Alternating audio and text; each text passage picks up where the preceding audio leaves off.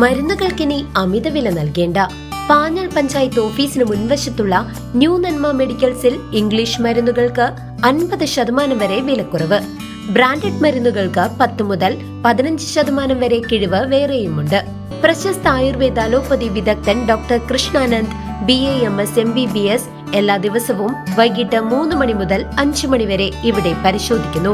New നന്മ മെഡിക്കൽസിലെത്തുക. ജനുവരി 13 മുമ്പ് ചേലക്കരയിലും കനത്ത മഴയ്ക്ക് സാധ്യത. ബംഗാൾ ഉൾക്കടലിൽ അതിതീവ്ര ന്യൂനമർദ്ദം രൂപപ്പെട്ടു.